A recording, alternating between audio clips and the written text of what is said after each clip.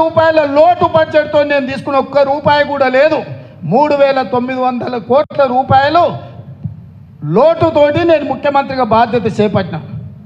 ఆయనటి నుంచి ఈ రోజు వరకు ఈ తాగుబోతు సంసారం చేసినోడు అప్పుల పాలు సంసారం చేస్తే ఆయన చేసిన అప్పుల కింద 4 నెలల 26,000 కోట్ల రూపాయలు మిత్తి కట్టిన. నేను వచ్చినాక సన్నాసోడా లెక్కలు రా అసెంబ్లీకి, నేను లెక్కలు తీసి చూపిస్తా.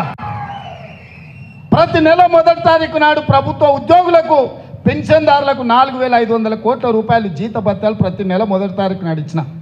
నువ్వు ఉన్నప్పుడు 25వ తారీఖు వరకు కూడా ఇయ్యలే. అదే కాకుండా ప్రతి ఆడబిడ్డకు ఆర్టీసీ బస్సులో ఉచితంగా ప్రయాణం ఏర్పాటు చేస్తే ఇప్పటికి 35 కోట్ల మంది ఆడబిడ్డలు బస్సుల్లో ఉచితంగా ప్రయాణం చేసిరు. రాజీవ్ ఆరోగ్యశ్రీ పథకాన్ని మొత్తం సర్వనాశనం చేస్తే ప్రతి పేదవాడికి 10 లక్షల రూపాయలు ఉచితంగా వైద్యం అందించి దాదాపుగా 200 కోట్ల రూపాయలు ఇప్పటికి ఖర్చు పెట్టిన.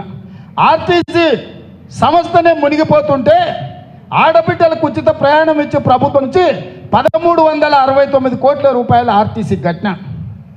ఇవాళ మహాలక్ష్మి పథకం కింద ఆడబిడ్డలకు 500కే సిలిండర్ ఇస్తామని ఇవాళ 40 లక్షల మంది ఆడబిడ్డలకు 500 రూపాయలకే సిలిండర్ ఇచ్చిన.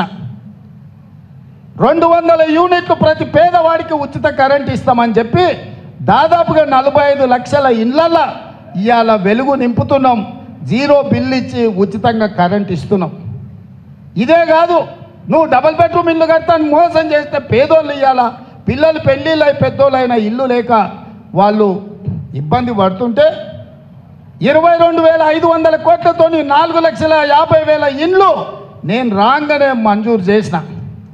ఇవన్నీ చక్కదిద్దుకుంటూ తాగుబోతానికి పెత్తనం ఇస్తే ఉన్నదంతా ఆగమాగం చేసి ఉన్న భూములు అమ్ముకొని ఊరంతా అప్పులు చేస్తే ఎట్లుంటుందో ఈ తాగుబోతు కేసీఆర్ చేతికి రాష్ట్రాన్ని ఇస్తే కూడా అప్పుల కుప్పగా చేస్తే ఒక్కొక్క సమస్యను పరిష్కరించుకుంటూ ఒక్కొక్క సమస్యను